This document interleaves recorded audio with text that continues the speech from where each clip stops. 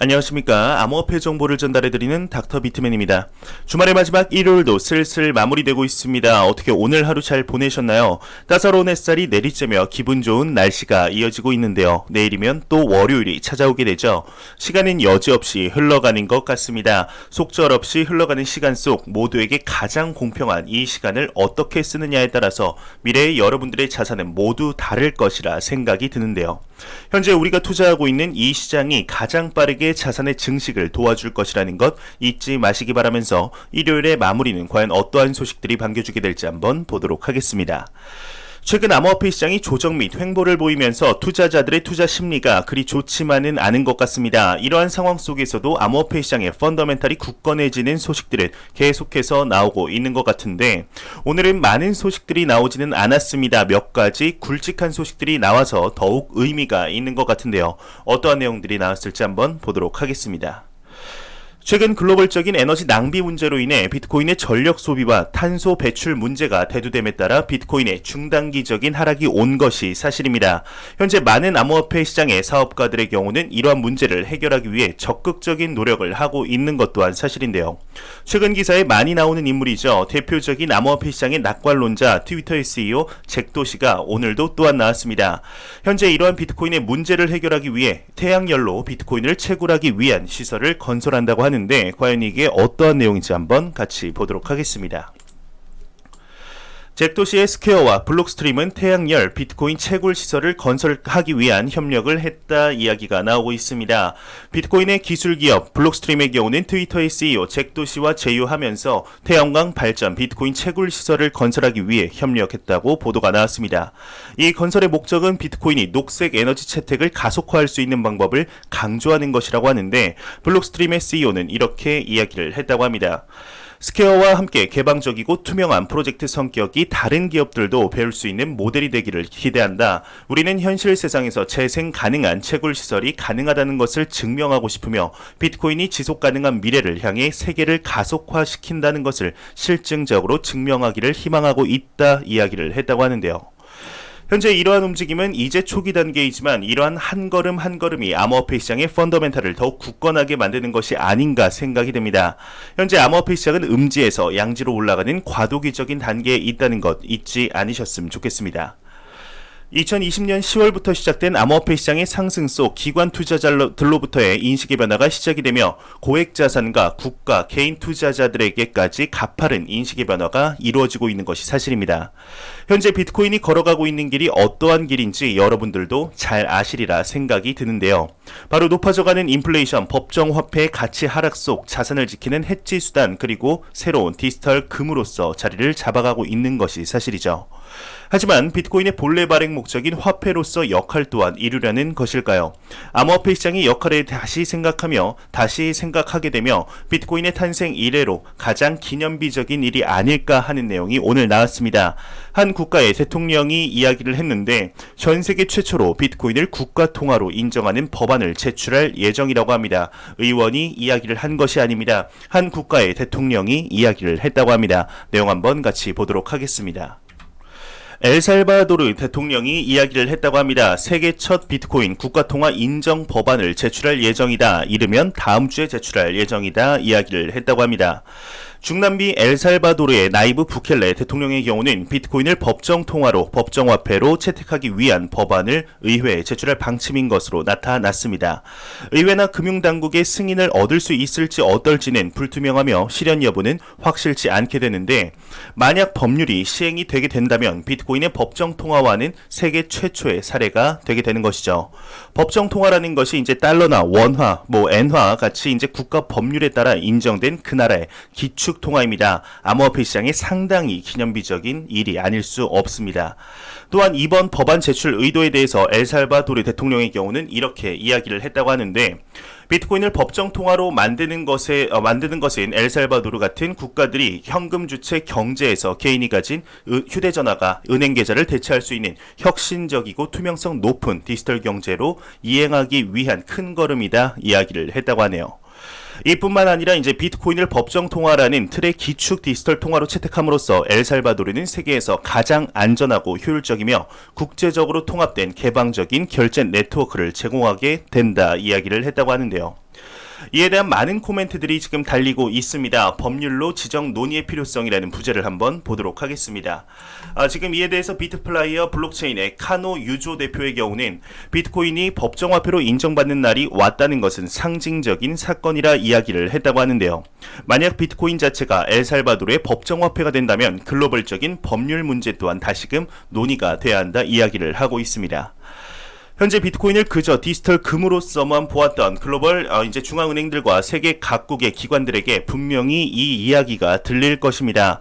암호화폐 시장의 경종을 울리게 한 사건이라고 봐도 무방하지 않나 생각이 드는데 또 한 나라의 대통령이 직접 이야기를 했기에 더욱 무게가 실리는 것 같습니다. 현재 동남아시아와 이제 중남미 국가의 경우는 중앙 정부의 신뢰가 깨지며 경제적으로 상당히 힘든 시기에 놓여 있는 것이 사실이죠. 이 중 하이퍼 인플레이션의 가장 직격탄을 맞은 국가가 바로 베네수엘라입니다. 이 베네수엘라의 경우는 법정화폐인 볼리바르의 가치가 바닥에 떨어지다 못해 지하실을 뚫고 내려간 상태이죠. 이 볼리바르를 접으며 공예품을 만든다는 이야기들이 나오니 말 다하지 않았나 생각이 듭니다.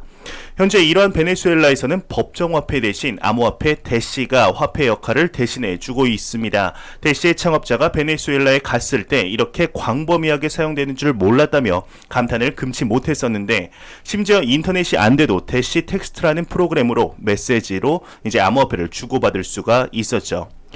이처럼 경제의 기반이 무너지며 중앙정부의 신뢰가 떨어진 이제 무너진 국가들에서 암호화폐는 이미 사회 곳곳에서 사용되고 있던 것이 사실입니다. 물론 이번 엘살바도르 대통령이 제한을 올린다고 해서 그 나라의 법정화폐로 비트코인이 지금 당장 사용이 된다는 것은 어불성설일 수 있습니다. 하지만 이러한 제한이 올라왔다는 것 자체만으로도 비트코인이 디지털 금으로서뿐 아니라 화폐로서의 역할을 충분히 할 수 있다는 방증이 아닐까 이제 생각이 드는데요. 현재 이러한 소식 여러분들이 근 몇 년간 들어보신 적이 있으신가요? 저는 암호화폐 시장에 투자한 뒤로 처음 듣는 소식인 것 같습니다. 그만큼 비트코인, 암호화폐 시장에 대한 인식이 상당히 많이 변화하고 있으며 이 인식이 실제적으로 암호화폐 시장을 제도권 안으로 품으려는 노력으로 바뀌고 있는 상황이죠. 현재 비트코인을 포함한 암호화폐 시장은 제도적 과도기 시점에 있습니다. 이러한 시점에 투자하신 여러분들은 어쩌면 인생에 정말 몇 없는 기회를 잡으신 분들이라 생각이 듭니다. 이러한 기회를 기회로서 인식을 할 수 있느냐 없느냐 차이 또한 상당히 중요하다고 생각이 드는데요. 현재 우리가 살고 있는 이 세상은 자본주의 시스템에 의해 돌아가고 있습니다. 이 자본주의라는 시스템의 꼭대기에 있는 사람들은 여러분들이 자본을 취득해 부를 늘리는 것을 절대로 좋아하지 않습니다. 노동자로 남아 본인들을 위해 계속해서 일을 해주었으면 하죠. 필연적으로 자본주의 세상에는 누군가는 일을 해야 완성이 되기 때문입니다. 그렇게 우리의 공교육 시스템에서는 이러한 시스템을 알려주지 않으며 훌륭한 노동자가 되는 것을 강요하고 있습니다. 이 시스템을 이해하셨으면 좋겠습니다. 절대로 이 세상은 자본을 가진 자의 자산의 증식을 근로소득으로서 따라잡을 수가 없습니다. 이러한 자본시장의 자산의 흐름이 암호화폐 시장으로 들어오고 있는 중이죠. 그러한 자산의 증식 과정에서 개미들을 털기 위해 폭락과 조정, 횡보, 폭락이 반복이 될 것입니다. 절대로 이러한 가격의 변동성에 흔들리지 않으셨으면 좋겠습니다. 절대로 조급해하지 마시고 절대적으로 대출받지 말고 장기적인 시각으로 투자를 하셨으면 좋겠습니다. 장기 투자라면은 1년을 말씀드리는 것이 아닙니다. 적어도 3년, 5년 이상이 장기 투자라고 생각을 합니다. 지금 여러분들이 투자하고 있는 이 시장이 지금 현재 암호화폐 시장이 현존하는 모든 자산 시장 중에서 가장 높은 성장 잠재력을 가지고 있다는 것 잊지 않으셨으면 좋겠습니다.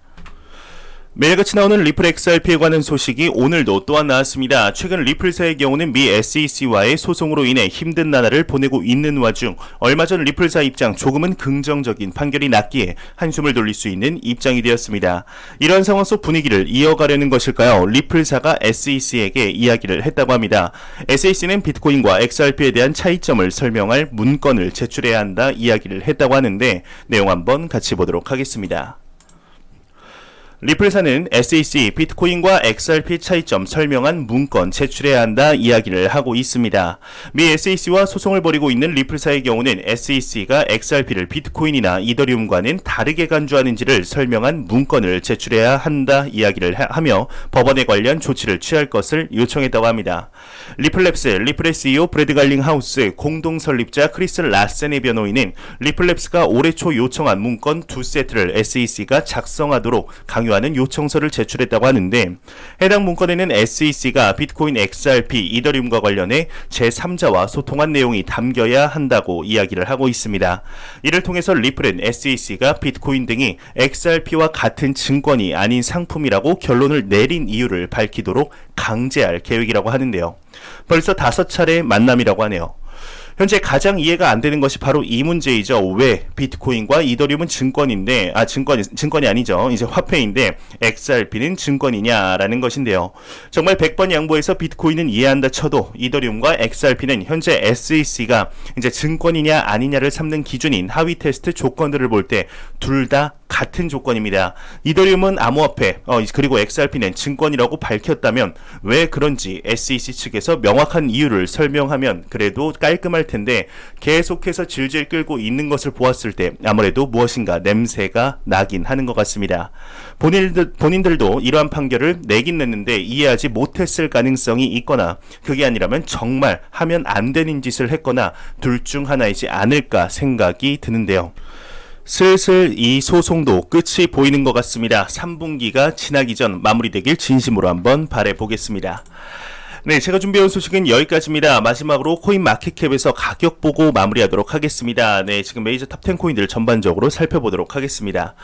시가총액 1위의 비트코인의 경우는 4.12% 하락한 4천만원대, 시가총액 2위의 이더리움의 경우는 3.59% 하락했습니다. 297만 5천원대, 3위의 테더는 환율이죠. 지금 1111원대로 전날 대비 조금 내려간 모습을 보여주고 있습니다. 우리의 게르게 코인, 지금 시가총액 7위의 리플 XRP의 경우는 전날 대비 4.56% 하락한 1043원대를 보여주며 비트코인의 더미넌스는 41.3%, 이더리움의 더미넌스는 19%로 암호화폐 시장에 매우 강력한 비트코인의 시가총액 점유율을 볼 수가 있겠습니다.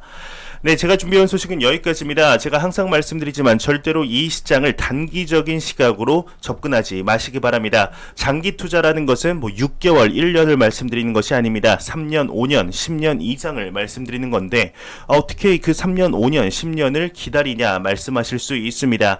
아닙니다. 자산시장 입장에서 절대로 3년은 긴 시간은 아닙니다. 절대로 긴 시간은 아닙니다. 3년 뒤 여러분들의 자산이 얼마나 성장해 있을지 이 시장, 여러분들이 투자하고 있는 이 시장에 대한 펀더멘털을 계속해서 확인하시면서 투자를 하시고, 투자하실 때는 대출받아 하지 마시고 여유 자금으로 계속해서 꾸준히 투자를 하셨으면 좋겠습니다. 네, 제가 준비한 소식은 여기까지입니다. 영상 도움이 되셨다면 구독과 좋아요 그리고 광고 한 편만 처음부터 끝까지 시청해 주시기 바랍니다. 이 채널은 오직 광고 수익으로 운영이 되게 됩니다. 항상 영상 시청해 주시는 시청자분들, 구독자분들 너무나 감사합니다. 저는 다음 영상으로 찾아뵙도록 하겠습니다. 지금까지 닥터 비트맨이었습니다. 감사합니다.